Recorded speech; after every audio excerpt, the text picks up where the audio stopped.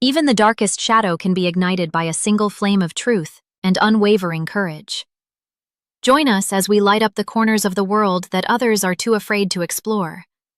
Click subscribe now and let the fire of our stories warm your soul today. My grandmother kept a ceramic rooster on the windowsill above her kitchen sink for as long as I can remember.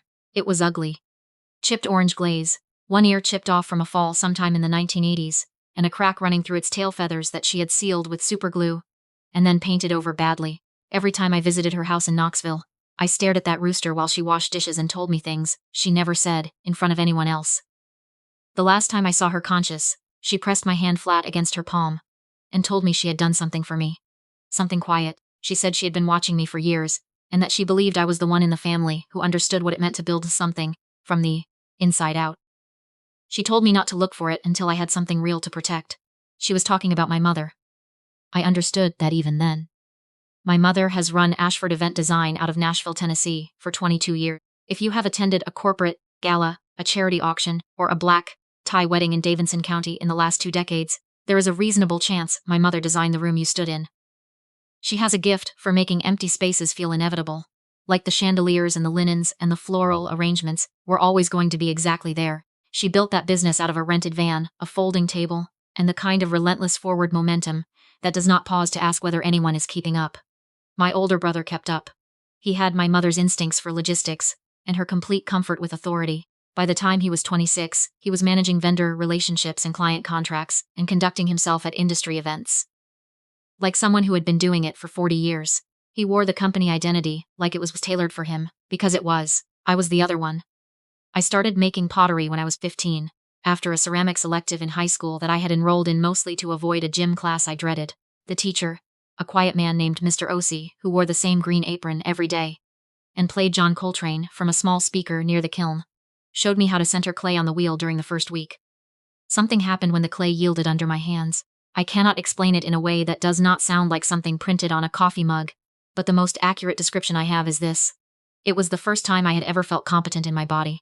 Not graceful, not talented, just competent.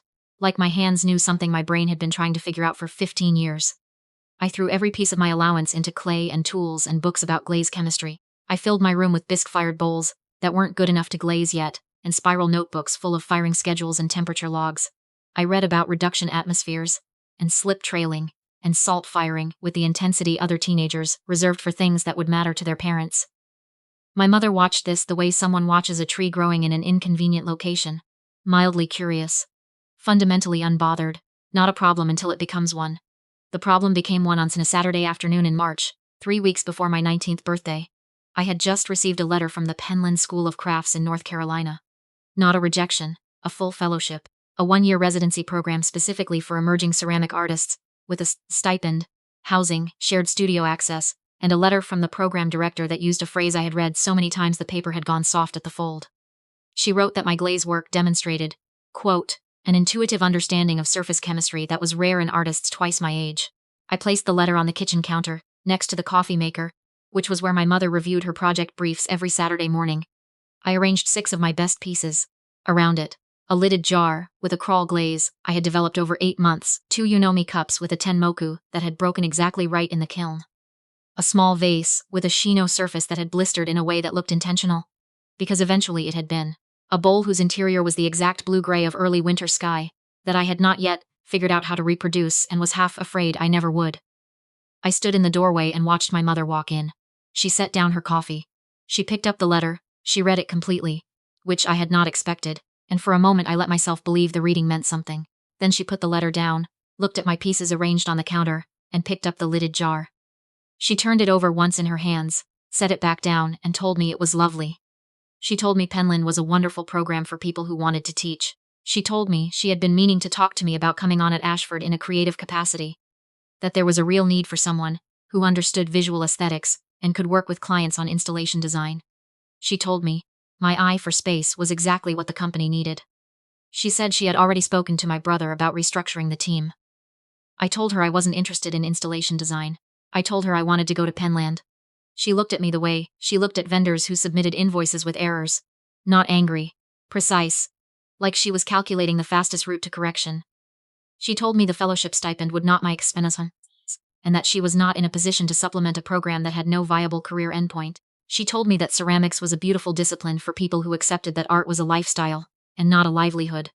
She told me that the Eshford name opened doors in Nashville, and that I was proposing to walk away from a door that was already open to go knock on one that might never answer. I told her the fellowship covered everything: room, studio, stipend. I would be fine.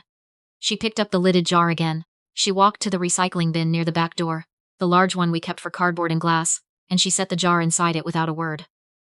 Then she picked up the 2 Unomi cups, one in each hand, and placed them in after it. She told me clay was a material, that anyone could learn to shape it, that I was romanticizing a craft that had existed for 10,000 years and calling it a career. Then she refilled her coffee and went back to her briefs. I went to my room. I sat on the floor next to my wheel for a long time.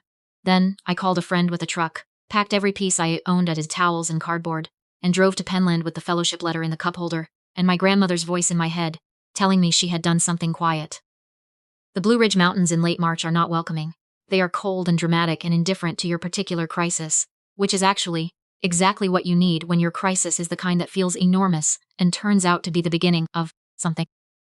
My studio at Penland was a shared space with 11 other artists, drafty in the mornings and too warm by afternoon, and it smelled permanently of iron oxide and wood smoke. I threw clay for 12 hours a day. I was not the most technically skilled person in that studio. I was not the most conceptually ambitious.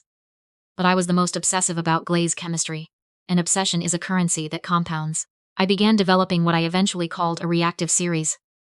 Glazes that responded to each other when layered, producing surfaces that could not be exactly replicated because the chemistry was sensitive to kiln atmosphere. Clay body, even the specific placement in the stack. Every piece was singular. The program director called it controlled unpredictability. I called it the only way I knew how to work. I found a grandmother's note in my bag 3 months into the residency. I had not gone looking for it. I had been pulling out a sketchbook and the small folded paper had been tucked into the front pocket, the kind of place you stop checking, because you assume you know what's there. I unfolded it at my work table. It said, Sycamore Hills Credit Union, account ending 4417. Password is the name of my dog before you were born. You were always the one who looked at broken things and saw what they could become. Build something they have to come to. The dog's name was Biscuit. I know this because my mother told me once, laughing, that her mother had named a purebred retriever Biscuit and refused to call it anything else no matter who came to the door. I drove to the nearest branch on a Tuesday morning. Account 4417. I gave the teller the dog's name. My grandmother had been depositing into that account since I was 11 years old. She had never mentioned it. Not at Christmas, not during the Sunday calls, where she asked whether I had found any new glazes. I liked the way other grandmothers asked about boys, not once. The balance was $19,000. I sat in the parking lot for almost an hour. I watched a woman load groceries into her car, and a man walk a dog that looked nothing like a biscuit, and the clouds move over the ridge in the particular slow way they do in that part of North Carolina. I did not use $1 of that money on comfort. I treated it as foundation capital, the same way I treated every glaze test as infrastructure, rather than experiment. At the end of my residency year, I used it to lease a small studio space in Asheville, in a converted mill building near the river where the light came in. Right, and the floors were the kind of old wood that absorbed sound. I bought a used electric kiln from a retiring professor and a gas kiln, on installment debit from a studio that was downsizing. I named my practice Ironville Ceramics. Not after myself. A piece doesn't need a founder's name. It needs a personality that can outlast the moment it was made. I sold my first collection at a regional craft fair on a folding table, with a hand-lettered sign. My first day gross was $210. I went home and made soup, and felt something very close to peace. The years after that were not linear, and they were not glamorous, and I would not trade a single morning of them. I developed the reactive series into a cohesive body of work, with a visual identity consistent enough that collectors could recognize a piece as mine before reading a label. I started wholesale accounts, with 3 design studios that specified my work for high-end residential interiors. I wrote a short piece about my glaze chemistry process for a ceramics journal that got picked up by 2 design publications and then, unexpectedly, by a general interest magazine that ran a photograph of my Unomi series, on a page that also featured a profile of an architect I genuinely admired. My brother called after the magazine piece. He told me my mother had seen it. He said she called it charming. I thanked him and went back to the kiln. I kept my public profile narrow and deliberate. I did not post finished pieces until I had documented the process. I did not talk about myself in interviews. I talked about the chemistry, the fire, the specific irreproducibility of a glaze that's worked as in relationship with its environment. Reporters found this either refreshing or frustrating depending on what they had come for. 4 months ago, a man named Ellison Carr walked into my studio on a Thursday afternoon. He was wearing a very good suit and carrying an architect's folio. And he introduced himself as the creative procurement director for Meridian Hotels. Meridian runs 11 boutique properties along the eastern seaboard, the kind of hotels that understand that the objects in a room are not decoration but argument. Their interior design director had recently determined that the one category where their properties consistently failed to achieve distinction was ceramic tableware and accent pieces. They had been using the same commercial supplier for 9 years. Ellison set a proposal on my wedging table. Meridian wanted a 3-year exclusive partnership, custom reactive series pieces for all 11 properties, scaled across tableware, bath accessories, and lobby accent objects. The proposed contract value was $640,000 over the term. They wanted provenance documentation for every piece. They wanted the story legible in the object itself. I asked Ellison for 72 hours to review with my attorney. He said take a week. He bought a small vase on his way out, the one with the blue-gray interior. I had almost never figured out how to reproduce, and had since figured out how to reproduce consistently. That evening I was sitting at my work table drafting notes for my attorney when my phone rang. Tennessee area code. A number I did not have saved but recognized immediately. My mother did not open with pleasantries. She has never opened with pleasantries. She opened the way she opens client calls. Direct, efficient, slightly too clipped for the emotional content of what she was actually saying. She told me she had heard about the Meridian proposal. The design industry in the Southeast is a small world and it communicates constantly. She told me Ashford Event Design had been navigating a difficult period. 2 of her anchor client relationships had ended when the companies relocated out of Nashville. Her venue partnerships were under renegotiation. My brother was managing the operational side of a revenue contraction that had no obvious short timeline. She had spent 22 years building without a serious setback, and now she was in one. Her proposal was structured and efficient, which I respected even then. She wanted Ironville Ceramics to operate as a design subsidiary of Ashford Event Design. She would provide distribution infrastructure, existing client access, and the Ashford name, which still carried significant weight in regional hospitality and event circles. In exchange, she wanted a 45% equity stake in Ironville and relocation of my production to the Ashford facilities in Nashville. She said it was the logical move. She used the phrase vertical integration with complete seriousness. She said that family enterprises were strongest when they operated as a unified structure. I listened to the whole proposal. I did not interrupt. Then I told her I would think about it. That was not the truth. I already knew my answer, but I had learned from 11 years of working with fire that the difference between a glaze that works and one that doesn't is often whether you rushed the cooling. I needed one night to make sure my answer came from clarity. The next morning I drove to a pull-off on the Blue Ridge Parkway about 15 minutes from my studio, the one that looks east over the ridge and catches the early light in a way that makes the valley below look like something you haven't ruined yet. I sat on the hood of my car. I thought about $19,000, and a dog named Biscuit and a ceramic rooster, with a cracked tail and superglue painted over badly. I thought about my brother, standing in the kitchen doorway, the morning I left, watching me load boxes into my friend's truck. He didn't say anything. He didn't help. He didn't stop me. I don't know what to do with that even now. I think he was caught in something he had chosen so early. He forgot he had chosen it. I thought about $210 on a folding table. I drove back to my studio, called my attorney, and signed the Meridian contract. I called my mother that afternoon. I told her I was declining her proposal.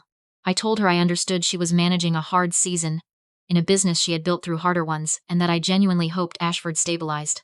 I told her I had no interest in a prolonged conflict. Then I told her the truth. I told her that 7 years ago she put 2 of my pieces in a recycling bin, and told me that clay was a material anyone could shape. I told her I understood now that she believed what she said. I understood she thought she was saving me from a path that would cost me more than it gave. She was not wrong that the path would cost, but the cost was mine to decide, and what she called a lifestyle rather than a livelihood had become the livelihood of 4 people who showed up to my studio every morning because they believed in what we were making together. I told her I was not interested in the Ashford name. I had built my own. The line was quiet. My mother said very quietly that my grandmother always told her I was the one who saw things no one else had looked at yet. I told her she was right about that. I said goodbye. I was not cold. I was on. I was not performing forgiveness I hadn't arrived at. I was simply done carrying the version of myself she had decided I was before I had a chance to become anything. The Meridian partnership launched 8 weeks later. The first 3 properties received the full tableware series at the beginning of the quarter. By the end of the term, all 11 properties were set. I brought on 2 additional ceramicists and a studio manager. I expanded into a second kiln room to handle the wholesale volume, without compromising my individual collection work. On my wedging table, between my glazed notebooks and the postal scale I use to measure materials to the gram, sits the ceramic rooster my grandmother kept above her kitchen sink. My mother gave it to me at the estate sale, wordlessly, just pressed it into my hands and moved on to the next table. The crack through the tail feathers has widened slightly. The superglue has yellowed. It is still ugly. I look at it every morning when I mix my first glaze batch. My grandmother taught me what grandmothers teach when they know the regular channels are blocked. Through long phone calls and ugly roosters and $19,000 deposited. So quietly the account barely made a sound for 8 years. She taught me that building something real requires a particular quality of patience. Not the patience of waiting for permission, the patience of doing the work before anyone has agreed to recognize it as work. My mother built something extraordinary from a folding table and a rented van. I spent years being unable to fully hold that truth alongside the other truth, which is that she placed my work in a recycling bin and told me it was a material. Both of those things are true simultaneously. I have stopped trying to reconcile them into a single story about who she is. What I know is this.